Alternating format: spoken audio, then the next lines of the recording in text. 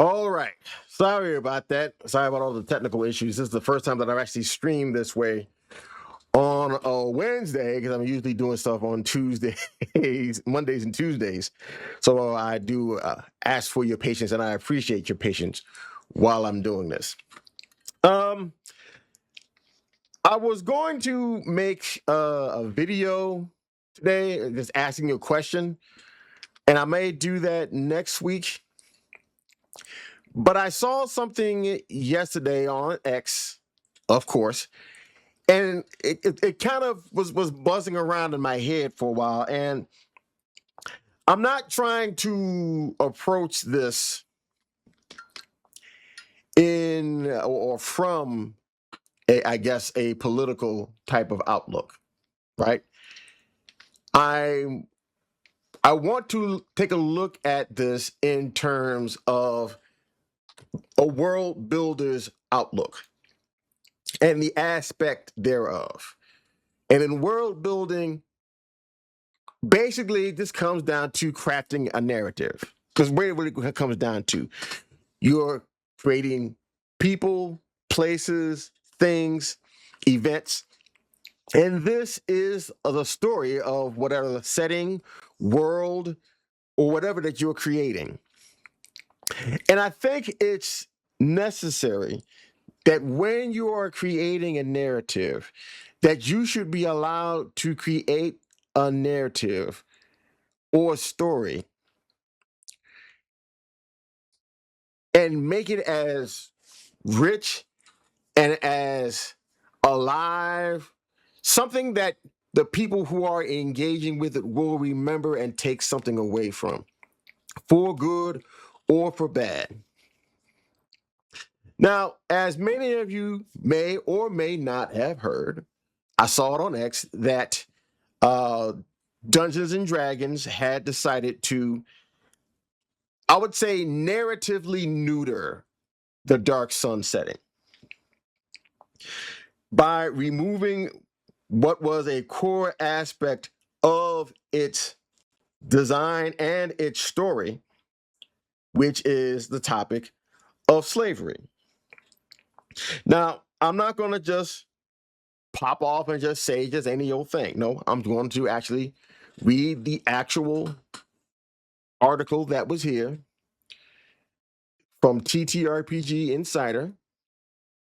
And I'm going to put this up on the screen so it can be seen. And I'm going to read through it because I want to make sure that I'm reading, because I saw it on X and I almost said something, and I did say something a little bit briefly, but I really want to see what's actually being said here.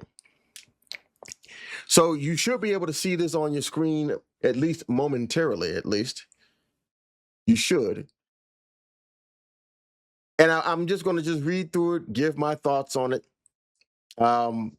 You'll probably give your thoughts down in the comment section down below, wherever you're watching this. If you're watching this on X, Rumble, YouTube, Twitch, Kick, etc., etc., thank you also very much for that. So, hey, it is what it is. So, thank you for coming to watch it. I hope you do. And feel free to give me your thoughts, and we can probably have this conversation in the comments section if you wish. But let me just read this. Fighting oppression in new ways. D&D's designers on adapting Dark Sun to modern times. So let me just show exactly what we were going to be seeing, what we're talking about here. Because this comes about from Dark Sun, the official reveal trailer. This was from Gen Con that happened, I believe, earlier this year. Like earlier, like it happened in July. So here we go. And everybody was excited about this, but I'll tell you the reason why I was not, and I wasn't really.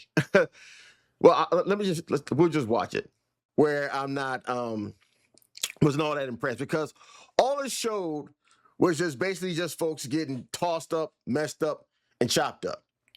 Okay, cool, fine, I get it. Here's the thing, though. It doesn't really explain what is really going on, what the setting is going to be about. It just shows it's going to just basically just be or just basically a charnel house, more or less. Everybody just getting just turned into a human meat grinder. It's basically what it's going to be.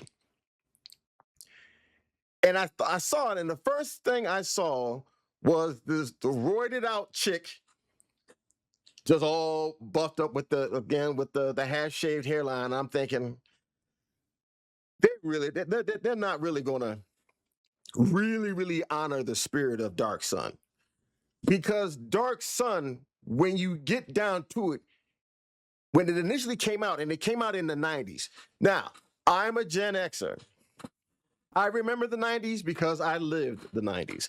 And the 90s was a time where young people, again, as in any other time and place, the young people were very, I guess, they were very expressive. They were bucking against the trends, the norms of the time and where we grew up in, which was in the 90s, right on up until like late 80s to about the 90s, right up until the turn of the millennium. We were the generation before the millennium turned. And so at that point in time, we were like, oh yeah, screw. We had the whole "screw you, old man" energy, and we were just trying to just to be irreverent, and we were just being just shocking and rude, crude, just dudes with attitude. We were that's what it was. Everything was about it. We were about upturning all of the norms from the generation that came before us, which was the boomers. So when this came out, let me look up exactly when Dark Sun come out, because I can actually put that up on the screen. When did Dark Sun come out?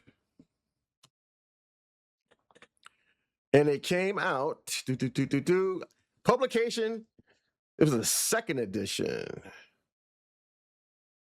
The setting, creative origins, Mass Campaign 80, 90, okay, 90, in 1990, they come to band pre-production of the campaign setting.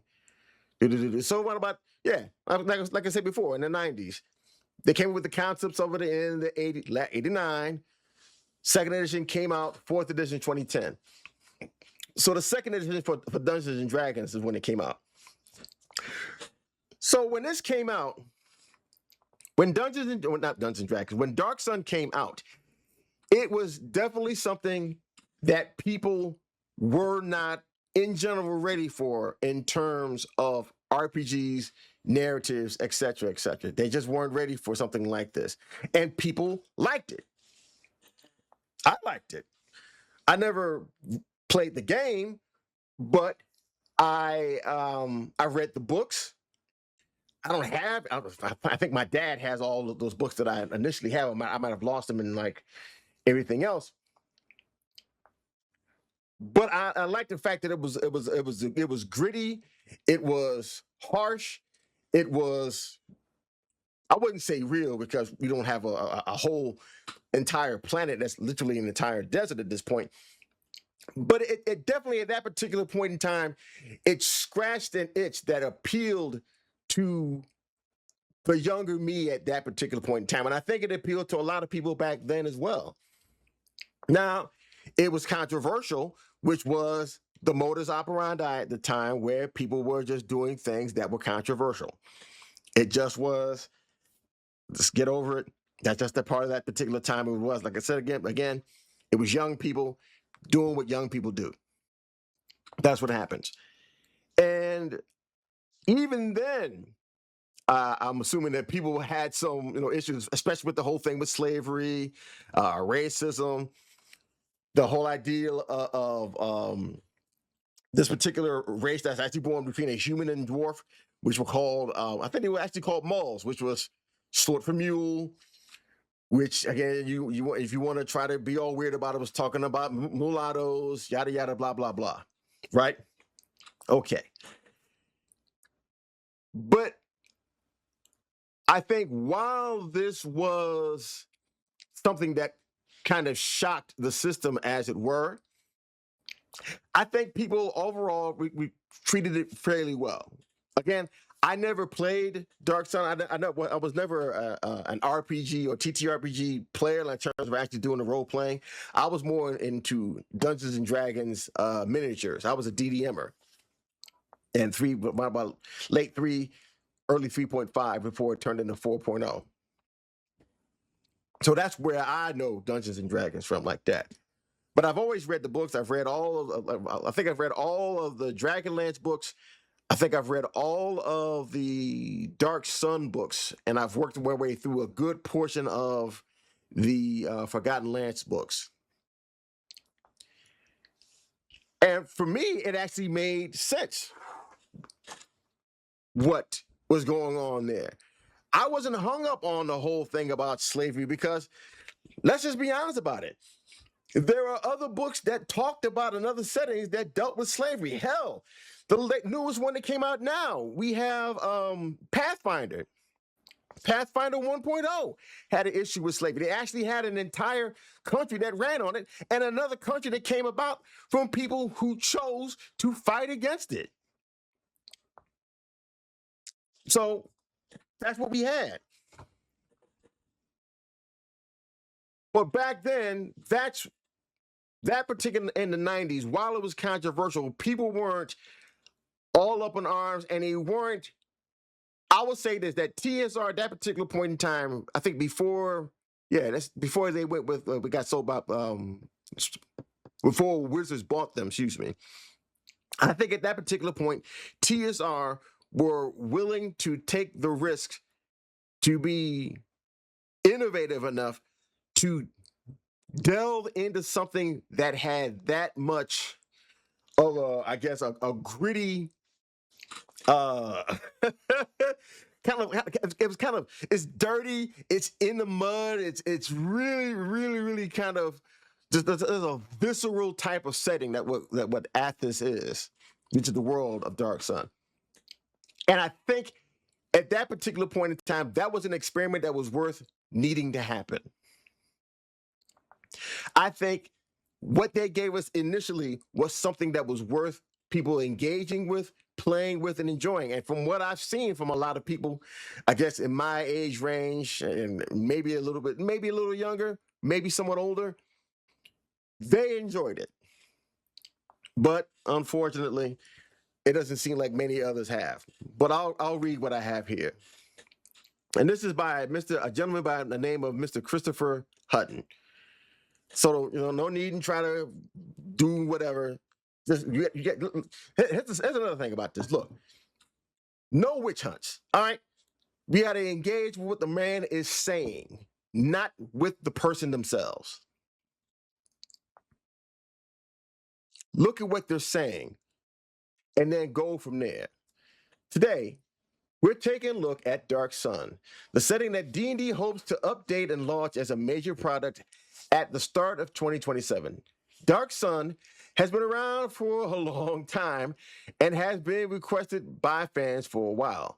It's a setting where players have to both survive and attempt to overtake powerful forces that are oppressing the masses. However, the setting also has an equal amount of controversial lore that features genocide, slavery, genocide, torture, and a lot of other dark topics. It places the D&D team in a unique chance to try and capture its unique aesthetics while also balancing how it is thinking about the bits of lore that may not match modern sensibilities. Here's the thing about that, right?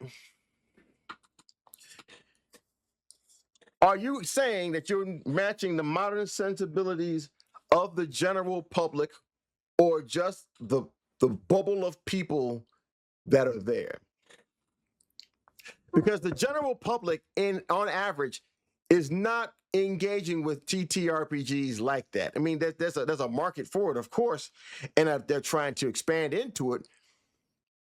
But not many people are really into. They know what Dungeons and Dragons is, but they're not, really all that in depth. They don't understand what a CR is and AC, none of that stuff like that. They just know the name. So I think this is part of the problem. let's look at what they said there earlier. It's about slavery, genocide, torture, and a lot of other darker themes. I believe, and if I may be, somebody may correct me if I'm wrong. I believe I think Dark Sun was more or less within, I would say, like Advanced Dungeons and Dragons. Okay, so yeah, Advanced Dungeons and Dragons, second edition. Okay, so I was right. I just want to make sure I looked at it. Advanced Dungeons and Dragons. That was when, and again, I'm not a player, so correct me if I'm wrong again. This is where things, when D&D became less, I guess, video game RPG and more or less about actual survival. And I believe that Dark Sun was used to express that, and I believe Al-Qadim in regards with like darker themes. And these darker themes, aside from just literally surviving against a harsh environment and the fauna and flora that inhabit it, but also the darker, I guess, themes and aspects and thoughts of the inhabitants of its sentient life.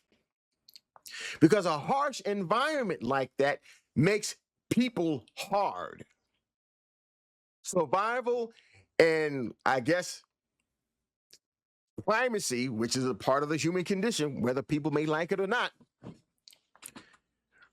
are going to be the major aspects of that. If you're on a world that has very limited resources, there is always going to be somebody who is going to try to hoard those resources so they can have power. It's just the way it is. In that, you're going to have those who are going to be oppressed. This is not the standard going into a dungeon, fighting the evil Lich King and saving the day. No. You're going to have to deal with a lot of intrigue, a lot of negotiation, probably a lot of cultural norms that are going to be formed by how the world and the creatures that live within it interact with one another. And this is a way of challenging the player to not only just worrying about killing the bad guys, but you're also having to maneuver your way through the world as a living creature, even if it is in a fictitious setting. And that adds something, or at least, again, I never played it, but that adds another layer, more depth to the story. Any story. When you really had to confront, or your character or the reader has to confront the fact that they have to see the world exactly as the character is looking for it, and actually come to grips and understanding why the character is doing what it's doing within that particular setting or situation. Which is why it was called Advanced Dungeons and Dragons, because it was just more than just a monster, a murder hobo simulator. I guess is another way of saying it. It wasn't just a murder hobo simulator. You actually engaged with it on this particular way, and it had you look at some things that maybe make you uncomfortable. But I think it added something, and it gave something to the player that I think that they really enjoyed, especially at the time when they were playing it. Now, again, I wasn't a player, and I can't speak for everyone, but from what I've seen, some people did enjoy it. A lot of people did. A lot of people still want to go with the old rules in the old setting. They don't want to use the newer stuff. So, TTRPG Insider spoke with Greg Bilsland and Mackenzie DeArmas about the new book series at Gen Con 2026. Dark Sun was among the widespread of announcements at Gen Con 2026 D&D keynote. The setting is expected to get 2 full books and a modified version of the player's handbook, reflecting the company's commitment to making the setting a key part of the company's strategy. The return to Dark Sun was driven by the fans, and D&D executive Greg Bilsland told TTRPG Insider, there's always been a vocal portion of the audience that has wanted us to get back to it. Bilsland admitted. After years of requests and campaigns, the company is finally returning to the 30-plus year-old dark fantasy setting. That's crazy. Because I remember the I remember the 90s. I was a teenager heading towards becoming a young man at the time. 30 plus years. That's just crazy. It's a notable pivot for the company. Former D&D executive producer Kyle Brink said in a 2023 interview with Bob Worldbuilder that the Dark Sun setting is problematic in a lot of ways, and that's the main reason we haven't come back to it. The setting isn't that shocking considering that Dark Sun's past books use racial stereotypes and genocide as notable elements of the game's lore. But Bilsland insisted that the D&D team is taking the subject seriously. The content is being reviewed by sensitivity readers, Bilsland said. Okay. Look, we're gonna put whatever political leanings to the side, whatever they may be. I'm going to address what's being said.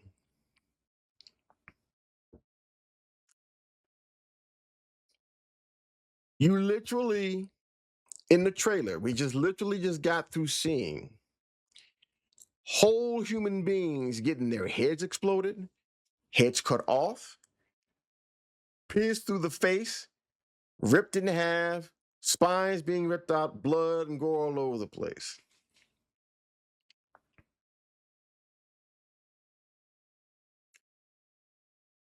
If you can look at that, and if you're going to put that out, but still say you need sensitivity readers, that's an issue. Okay? You cannot have a setting that is as brutal as it is, and then you try to take out the things that make it as dark, gritty, and brutal as you're trying to depict.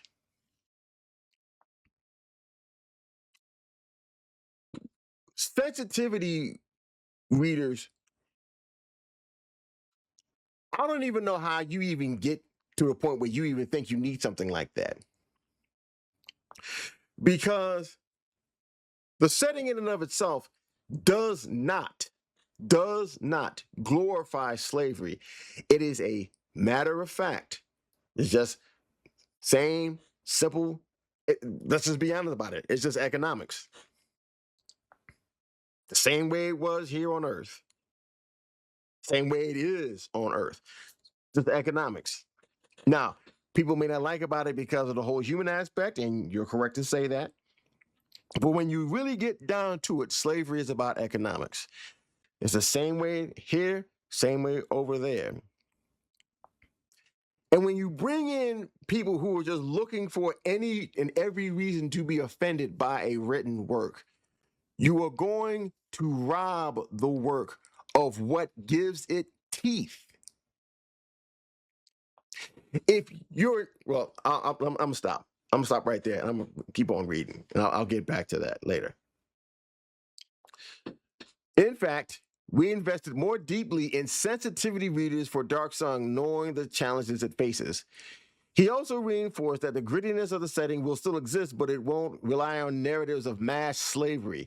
We don't have to have slavery in a setting in order for it to be oppressive, Bilsland emphasized. There are other forms of oppression out there.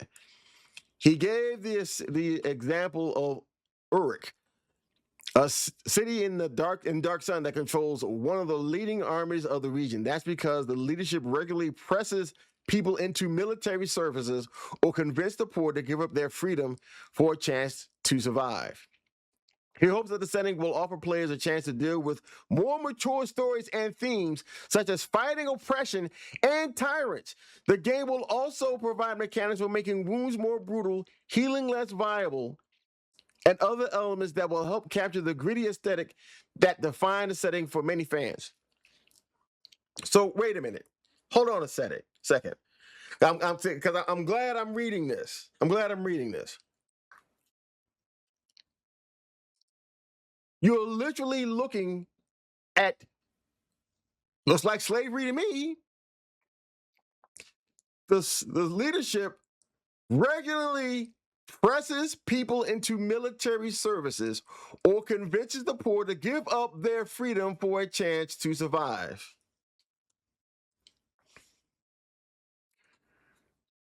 If you're press ganging someone into service, that is slavery. If you are coercing someone to do something that they do not want to do, that's slavery.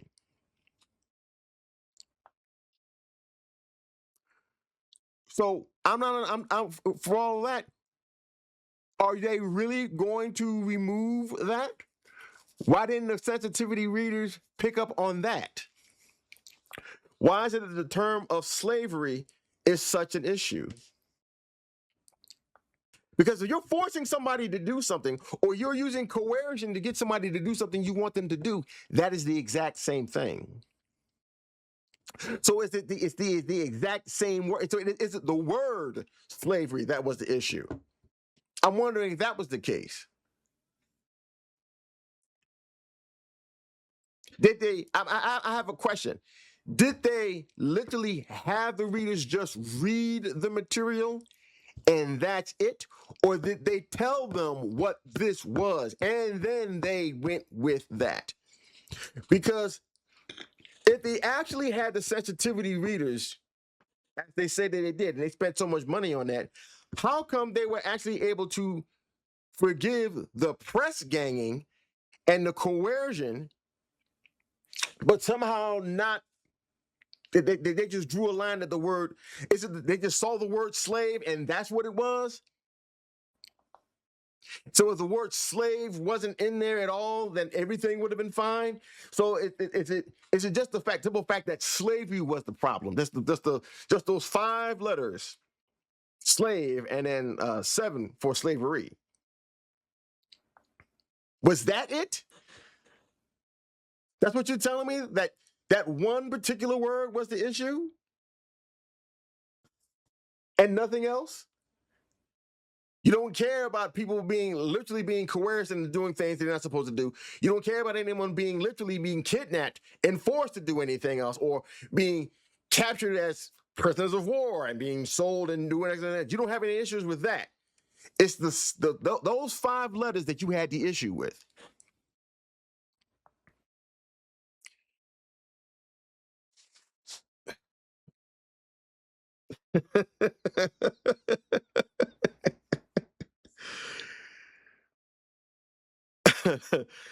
I'll be honest with you, right? That is idiotic. That is literally trying to go out of your way as to show that you are not glorifying, which is unfortunately a negative aspect of human interaction. Because if you kept all of that, but you just anything that involves that word you don't like, that's just that's just no. Whether you're a designer, content creator, or just the biggest fan at your table, TTRPG delivers in-depth reporting, original interviews, and regular roundups of the news that you will not find elsewhere or anywhere else. Let us help you become the best designer, player, or dungeon master at your table. No, I'm not going to subscribe to that. Okay, so Wither and Rot. Capturing Dark Sun's distinct magical style. While Dark Sun's moral core is key to capturing the Dark Sun experience, another element is how magic works. While a traditional fantasy setting like the Forgotten Realms may allow wizards and warlocks to abide, Dark Sun makes magic more costly. Spell casting in Dark Sun can draw magic from the landscape and cause it to wither and decay. Senior game designer Mackenzie Da'amas told TTRPG Insider. It's a theme that she tried to capture in the Defiler Sorcerer, a class that was teased in a previous Unearthed Arcana. The Defiler allows players to draw on their own hit point dice. You should have said hit dice. and those of opponents to fuel their magic, using a life force throughout combat. Sorcerers are not the only ones with the ability to drain the environment, however. Their armor says that there will also be systems available in the Dark Sun books that will allow spellcasters to upcast magic, albeit at the cost of the environment and allies around them. Another key theme of Dark Sun is psionics. While there are subclasses in the current DD books that allow psionic magic, soul knife, rogue, psi warrior, etc., players will have access to these skills as well. Players will be able to pick up wild talents, which will allow any class to inherit psionic abilities that will operate similar to Dragon Mark feats or dark gifts, which are distinct sets of feats from the Eberron and Ravenloft settings with their own benefits and costs. The team basically went through all the comic book and horror novel history to find the most prominent psionic tropes and convert them into usable feats for your characters. There's also the Scion, the first new class added to D&D 5e since the introduction of the Artificer in Eberron, rising from the last war in 2019.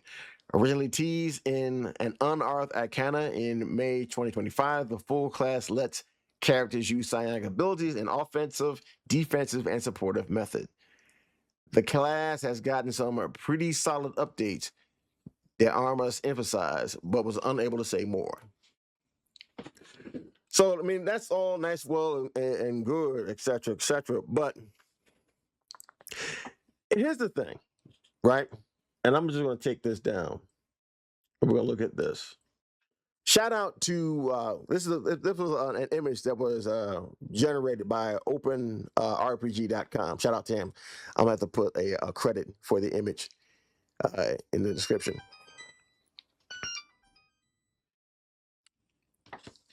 Going back to the title of this, right?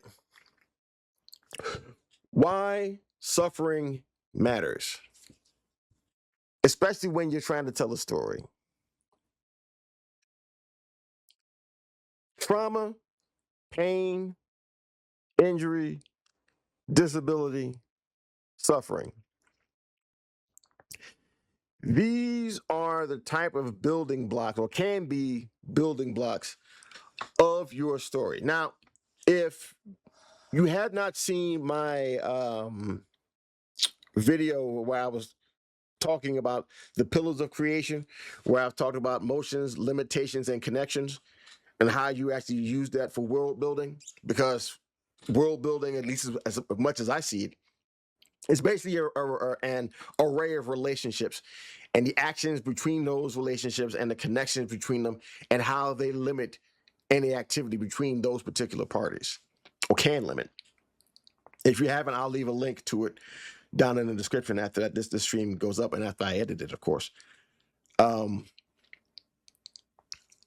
These type of things, these limitations, or can be limitations, that your characters or a group of people or an entire nation can use as the building blocks of their advancement.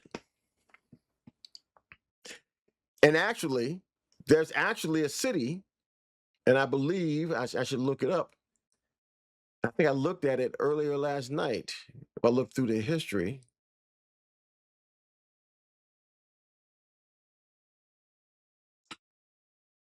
Let's see.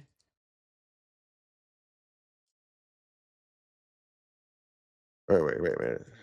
Slaves.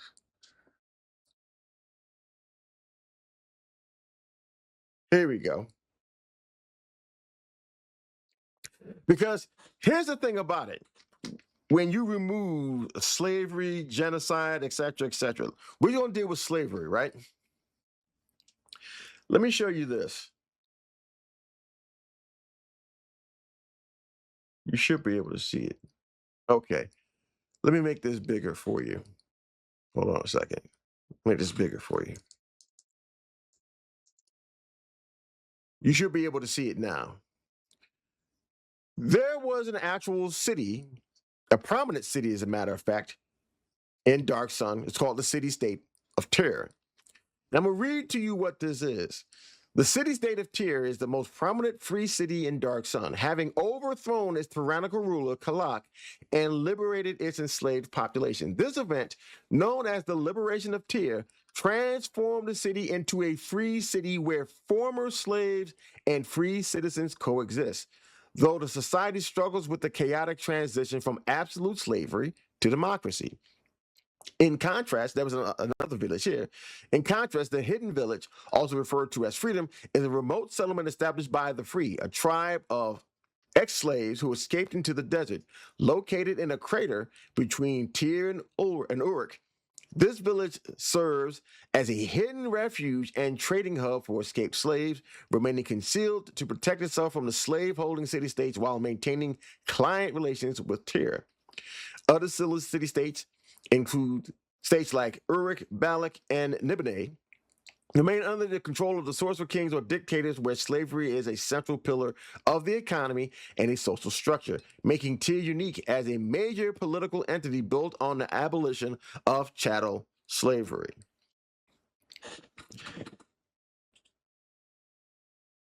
This particular city took its suffering, slavery, and all of the ills that came with it, and they used this as the fuel to fight for their freedom.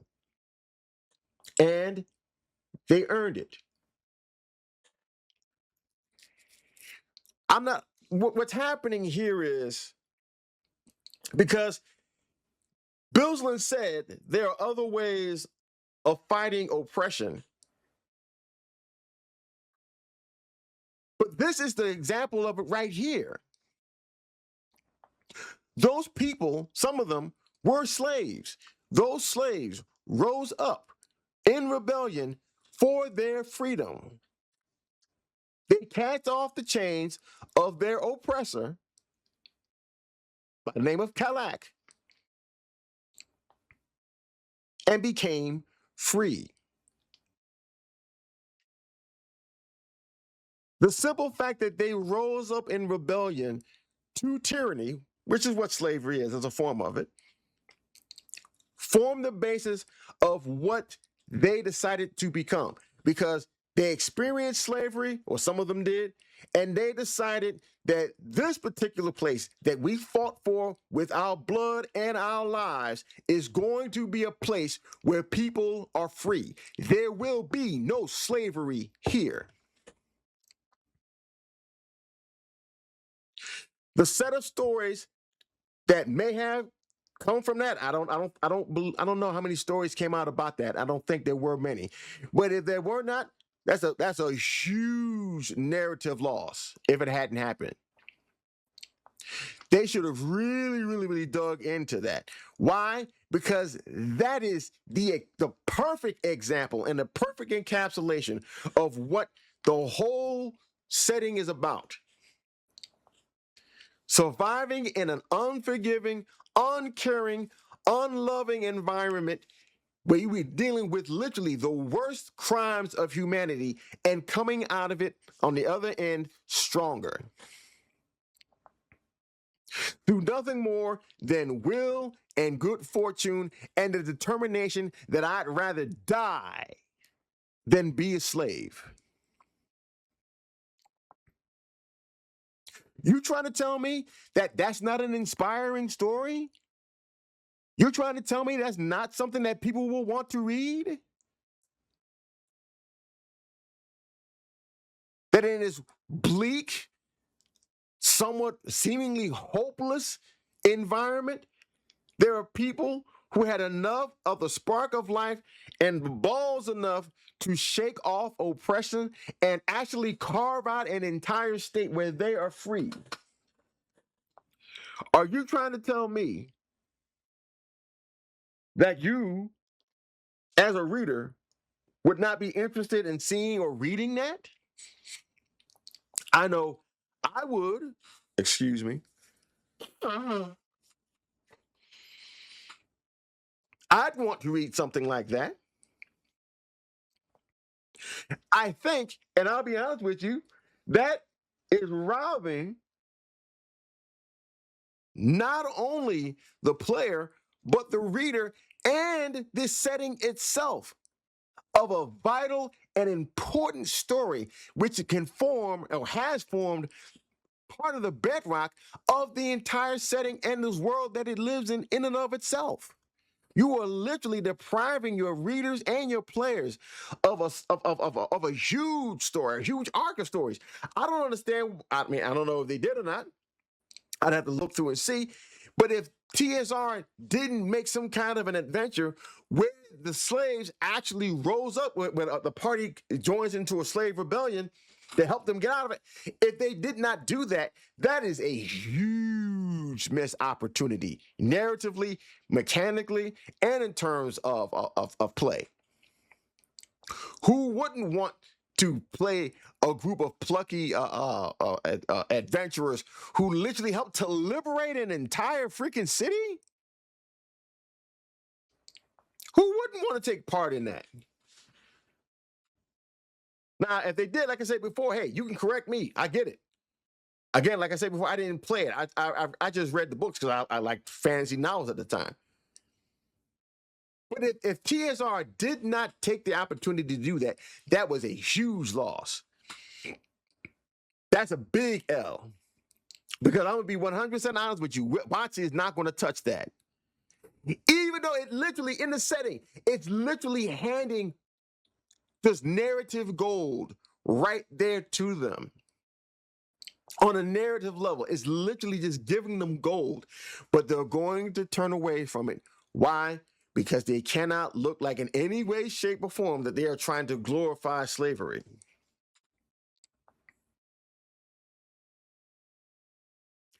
Even though what he is saying is that this is an opportunity where people can rise up against oppression, but not the oppression where slavery exists. So somehow or another, that doesn't even make sense on a narrative level. It doesn't even make sense on a narrative level. Why would you take that away? I would figure that this would be, I don't understand. Is it because they overcame it in one city, so therefore they see, at least within the setting, they can't do it in other places, and that's why? But that doesn't make any sense because all you have to do is set up other, I guess, adventures or whatever, or people trying to uprise against that. Or people who have to deal with the fact of being a slave and how to actually, maneuver life through that.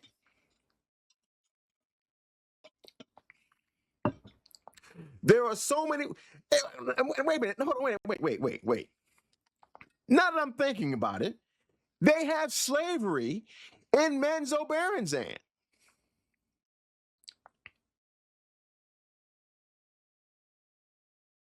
Menzoberranzan is how I pronounce it. They have that in the city of the Dro. They have slaves, human, other races, orcs. They have slaves in the Underdark. So they actually literally have literal, full-on misandry in freaking in the doggone Underdark with the doggone Dro. They have thralls from the doggone Elder Brain in the doggone Elvic colonies. They have those things. You want to know how I know? Because I've read the books. Driz and all those adventures with him, especially when Artemis Entreri had to go into the city of the Drow.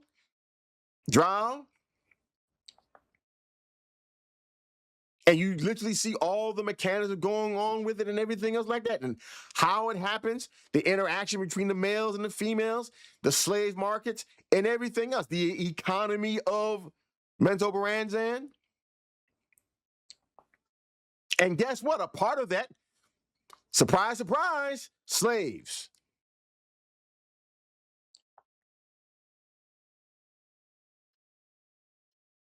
The same thing in Calimshan. So there's slavery in those particular areas. Now, they don't, I guess, talk about it as much. I guess the word slavery isn't, a big thing about it. I think the real issue was the simple fact of the matter of it is that these are slaves, and these are prominent issues, or not prominent issues, prominent aspects of the city-state's economy. Slavery is that. And the fact that they have the mulls, which are the spawn of human and dwarves, which are hybrid that just they don't propagate outside. They're like mules and ligers or tigans. They're just creatures that they can't produce offspring inside themselves. They're a result, but they're not able to become their own kind of, I guess, race because they can't propagate. I think the simple fact that they had the word MUL, which sounds too close to mulatto, and I think because of that, I guess somebody got their jimmies rustled about that. Instead of being so upset about how it makes you feel in the real world, instead of looking at what the actual setting has and how these particular creatures interact with the world, knowing what they are, knowing that their existence is pretty freaking bleak, knowing that when they die, that's pretty much it. They're not going to be able to have any physical offspring. I don't understand, because especially with Dungeons and Dragons going into the 5th edition, it seems like we had the invasion of the theater kids. Why wouldn't somebody want to explore being a character such as that? Hell, why not want to actually play the role of a slave that is actively working to free themselves, if not the entirety of their, I guess, a slave encampment, just themselves, and the fear and the anxiety of trying to maneuver through a world that, number one, is trying to kill you just the way it is. It's just Australia on steroids. And the fact that you have to try to escape to freedom on top of that. There's so many opportunities within this that people are literally throwing away, all, again, over a 1-syllable, 5-letter word. Slave. 6 letters, same 1 syllable. Slaves. 3 syllables of slavery. 7 letters.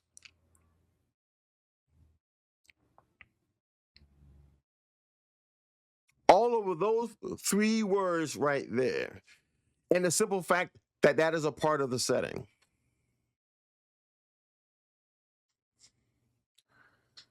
Because if I remember correctly, I think you actually can own slaves there, I believe.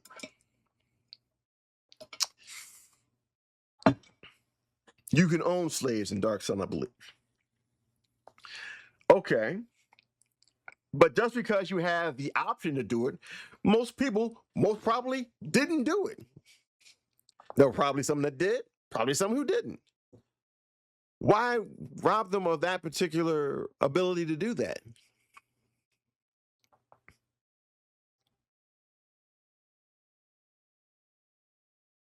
I don't understand. Do you think that them doing it? I think I get it now. I think I get it now. The simple fact, if I remember correctly, because again, I didn't read the original handbook, but I believe in the original handbook, and let me look it up to be sure. Did the original Dark Sun players, I'll say core books, core rule books, have a slavery mechanic? I want to look at it and see it myself. And I'll put it up there on the screen for you. And that's the problem. Yes, the original 1991 Dark Sun core rule books for 2nd edition Advanced Dungeons and Dragons included mechanics for slavery. The box set explicitly featured slavery mechanics that allowed captured player characters to start as assets or to be bound as gladiators. Additionally, the core rulebooks enforced resource scarcity where water rationing and heat exposure imposed penalties enforcing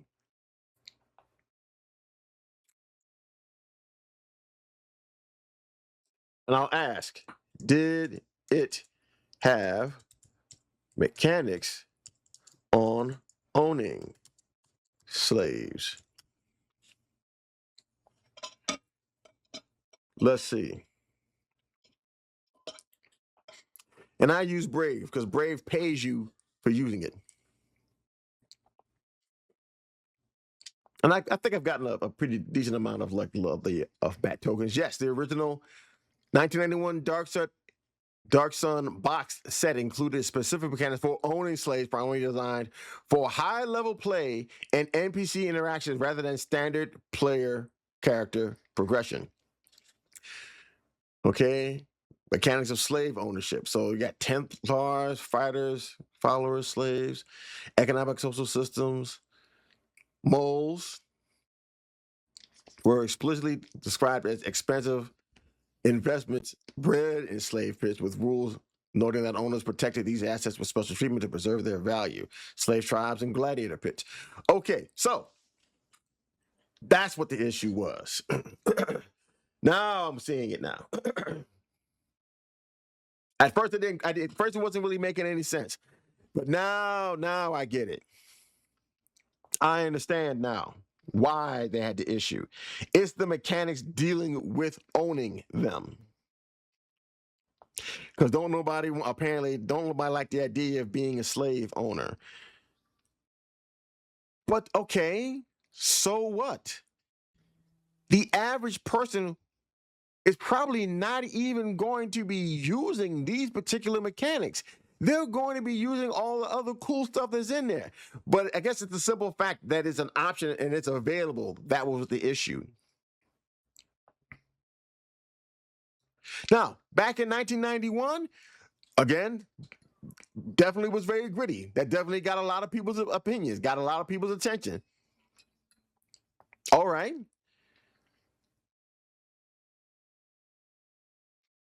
To be honest with you, I think removing that out takes away something from the game. Because at this particular point, it robs you of the ability of playing a slave owner who either A, has to make sure to fight to maintain and keep his slaves. You got to deal with your slaves possibly rebelling, etc., etc., etc. So that's issues with that. Or B, freeing your slaves, yet trying to keep them safe and masquerading that they're liberated within the system. Again, there's a lot of narrative gold that can be dug up if you would just stop being afraid of trying to offend somebody or offend some a group who in most cases don't even care anyway. They don't care. I've not even heard, not one time, not once, not NONCE, nonce, not once.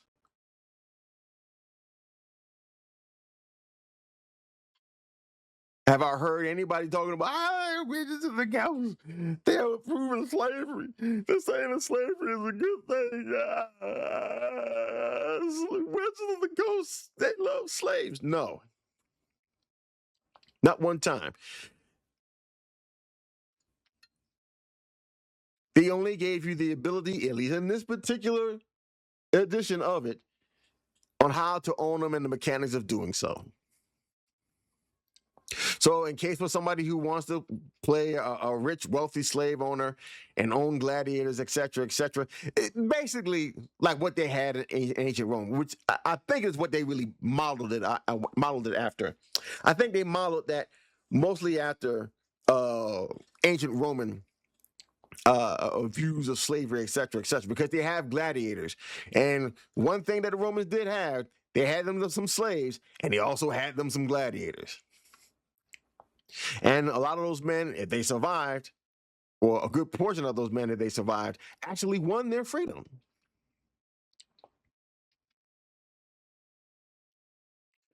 There was a very good show that came on, I believe it was Showtime, and it was called Rome. And it showed you a very mature, gritty, sometimes sexy, unapologetic view of Rome, especially when it dealt with slaves. Rome had slaves from everywhere, as far north of Germania and as far south down in the, I guess, what was it? Not Ethiopia, or Egypt, I guess, and maybe farther south than that.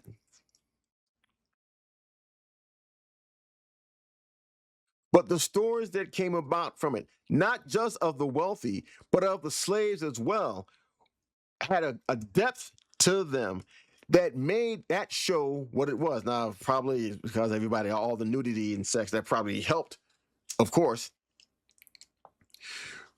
But when you have all of those elements together, you have one hell of a story there. Hell, Spartacus, one of Kirk Douglas's, what's Kirk Douglas? I think it was Kirk Douglas.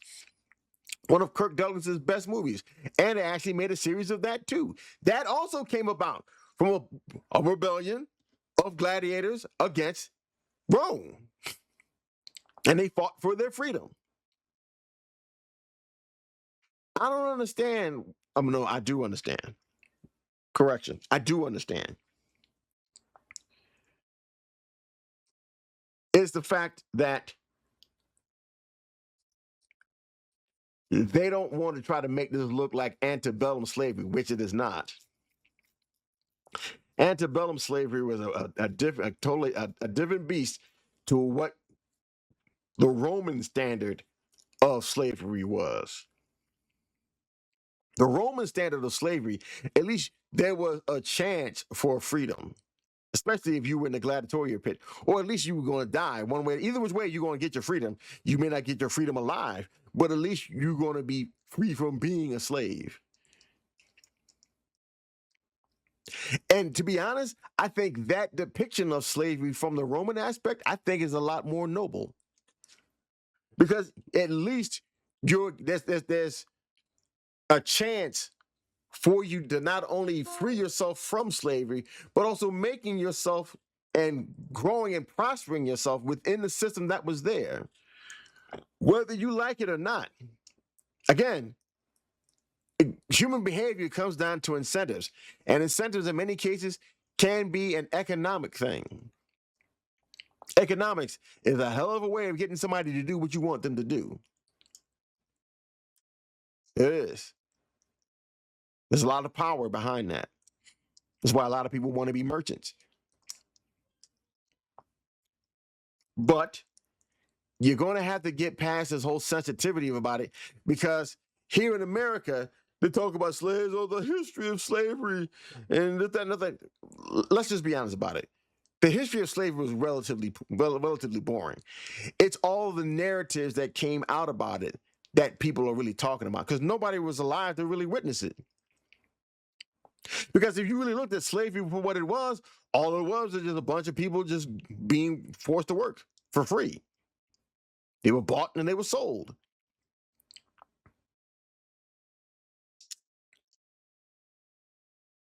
Everything else that people are overreacting to, and this is basically what's an overreaction, is the narratives that they were given.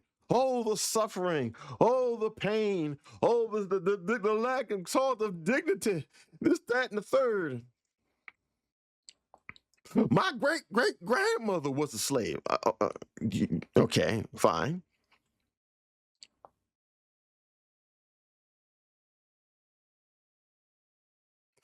But instead of getting out of your emotion and actually, hell, fine. If you feel that you came from a legacy of slavery,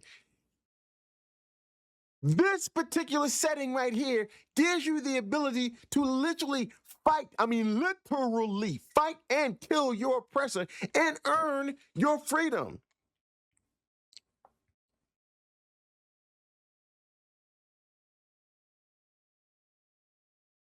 I don't understand why there's such a need to be able to walk, to just be afraid of it, of looking at that. You literally have the ability in this to fight against your oppressor, to risk it all, because that's what it's going to be. You're going to risk the life that you don't even like anyway for your freedom. So what's wrong with having the ability, at least in a fantasy setting, to do that? Why not just... for some reason or other, they decided they wanted to bring, especially with fifth edition, they wanted to bring real world politics issues, blah, blah, blah, blah, blah, blah, blah, and the attendant emotionality behind it into this. This is designed to be an escape. That's what all of these creative products are designed, or what they should be. Why would you want to take all the crap that you have to deal on a day-to-day basis in the real world and want to bring it into something that's supposed to be escapism? What's wrong with escapism? I might have to do a stream on that. What's wrong with it? Because I don't think there is anything wrong with it. But if for some reason or other you just don't want to, for whatever reason, you don't want to have escapism. All right, fine. Then why not take out, I guess, your anti-slavery fantasies through this? This is giving you it's giving you the blueprint of having your own slave liberation fantasies played out on your table for about 2 or 3 hours every night, or every other week or something like that. However long you want to do a session. You literally are depriving yourself of something like that, all because the fact that a player can actually own slaves. Okay? Not every slave master has to be brutal. There were some actually slave masters that were good and kind to their slaves throughout history. And even when they died, they set them free. There's like so many different things that you can do with this. Yeah, you can play the evil, whoop that boy. They take that whooping, boy. Go ahead, boy. I do it because I own you, boy. Fine. If that's what you wanted, that's what you're afraid of, I'm 100% certain there are many cases where something like that will be a very rare occurrence. But in the rare occurrence that it does happen, okay, now you have a bad guy to fight, a bad guy to overcome, a circumstance to triumph over, and a story to tell of how you did it.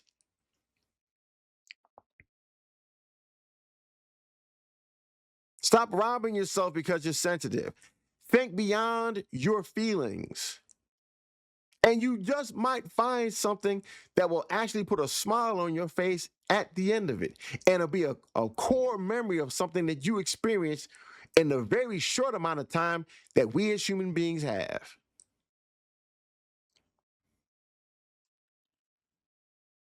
I'm going to say this honestly. Wizards of the Coast are cowards. Wizards of the Coast, just dialing it in. The instant that I saw that intro for that stream, I knew they pretty much were going to neuter it on a narrative fashion. Narratively neuter it. I knew they were. Because they're too sensitive and they don't want to upset the people that live around them, which in most cases aren't even going to be the ones to buy the doggone stuff in the first place. Could you imagine? And maybe this is the thing about it. Could you imagine if they left Dark Sun as is? They just added a new class and maybe updated a few things, but they kept everything else in second edition Advanced Dungeons and Dragons core rule books. You know how much money they probably would have made for that? You know how hard it is to see something that bold, especially in this particular time set? They literally just gave away the ability to print infinite money. All because a few overly sensitive individuals, which is basically what it comes down to, didn't like how something was presented because they can't think beyond their feelings. And this is why I say we need to support indie creators, because corporate America really is going to be letting us down in terms of any kind of entertainment that's going to be of any lasting or real value.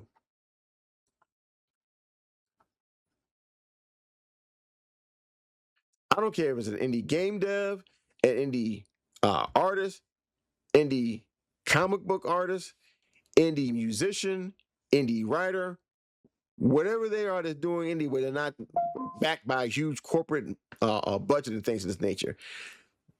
Those products are going to be what's really real. What you're getting from this is just sanitized, watered down. It's just Mad Max. I was going to say Fisher Price, My First Apocalypse. It was a My First Mad Max movie. That's what you're getting. You'll get plenty of blood and gore. Oh yeah, that's cool. But then you're not really getting the full Dark Sun experience. You're getting a slightly sanitized version of it because of what sensitivity readers. And it's a doggone shame that TSR mismanaged itself because it kept producing way too much and not really focusing on what they needed narratively. But I'm willing to bet that if TSR was still a thing, if they were still a thing, I think they would have released this as is with the mechanic with a few tweaks and call it a day. I think they should. Not only should they, I think it would be a good idea if they did. I think so. I really do. And to be 100% honest with you, if Wizard of the Coast is not going to do it, I think somebody else should take what was there, tweak it a little bit in terms of the slave owners, slave mechanics, slavery, and everything else with it, and make their own addition to that. I think that they should. I think it's a missed opportunity. And I think people would pay for that. Just for the ability to have the ability to craft those kind of stories that come about from that particular mechanic alone on a narrative, from a narrative scope. I think it's something that people would want to experience. Now, it's not something that everybody's going to do, of course not. But I think some people should have the ability to at least, or at least have the choice to have that ability to do that, is what I mean to say. I think they should. I think narratively, we are poorer for removing it, whether it hurts people's feelings or not. We got too many participation trophy winners out here making a lot of decisions. We got people who have never, an average, let's just be honest about it, probably have never been punched in the face. They've never been told or said anything about it. And nowadays, people are way too sensitive. Nobody has thick skin anymore. Nobody does.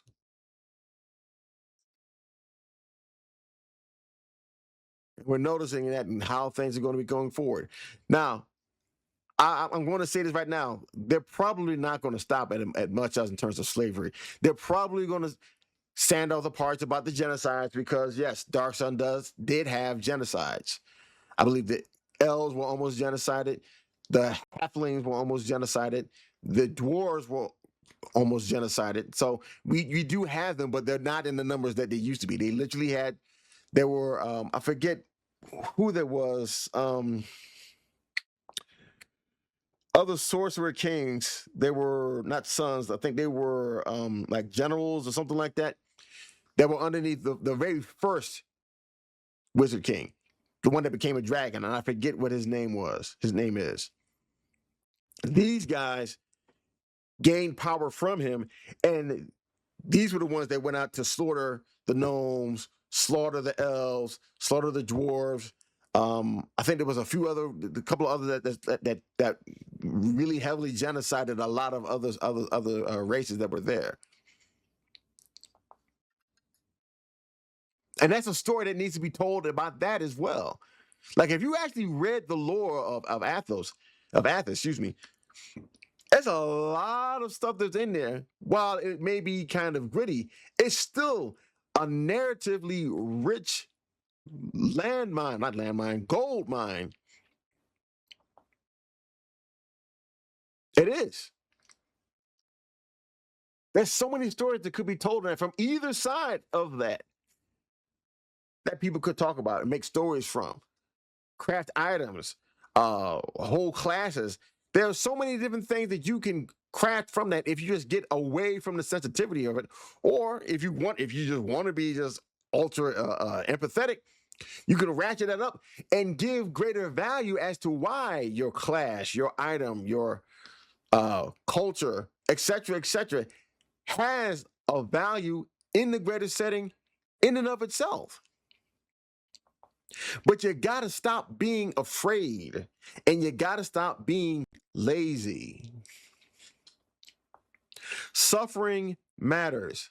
Suffering is a limitation, and a limitation is only an opportunity to craft the story of your triumph, if you are bold enough to do it. If you're bold enough to do it.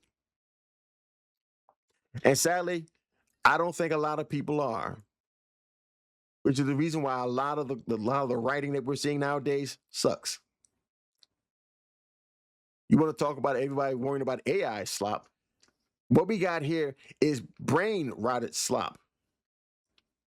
Millennials, they write the exact same way, and it's not good. It's not even fun. It's just bland, soulless, without any edge, without any conflict. It's just everybody just wanting to have that one superhero pose moment from Marvel movies. That's it. So I guess that's my thoughts on this, again, narrative neutering of Dark Sun. And I don't think it's going to stop just at that. I'm relatively certain of that. If you did like that, I hope you did, or maybe you thought I was an idiot, whatever. Feel free to give me a thumbs up or down, whichever one works for you. Subscribing if you liked it, me having more of these, I guess, free form thoughts about narrative concepts, world building, etc., etc. And ring the notification bell. Make sure you get all of them, all the notifications. You probably have to click it, go to all, click it again. Make sure you can get all the notifications. So it helps my channel keep going and growing. If you're watching this on X, Kick, Twitch, and also on Rumble, please follow me on there. I'm trying to grow my audience one way or another with this. And I want to be able to, if people would like, maybe even talk about or showcase independent products by indies, because that's where we're going to be getting actual entertainment from going forward. Trust me, I know. And if you would like, you can join my coffee. I have products there designed for world building and also for game dev. I also have services with that as well, and I have memberships. Memberships not only give you discounts on those products and services, but it also gets you into a Discord where we can talk about the different issues that are happening on a narrative surface for movies, games, books, comics, music, etc., etc. And we can try to boost and help those who actually have products out there or services out there that are trying to offer something creatively to the world. And I think that's something that's of value. If you're watching us on Rumble, please subscribe. Your subscription dollar goes a long way to keeping this show going and keeping it growing, and it keeps me in the fight. But whatever you want to do, however you wish to do it, please share this out, comment, give it a thumbs up, give it a thumbs down, give it a thumbs in between. I don't do up and down, whatever one you want to do, wherever you're watching this, because this needs to be engaged with, and I think this is something that needs to be talked about. Maybe better than the way that I did it, because I have a tendency to just kind of maybe just ramble a little bit. If you feel you can do a better job of it, please feel free to do so. I would like to hear it as well. At me, if you wish. Any which way you feel you want to. I wouldn't mind having this conversation again with people.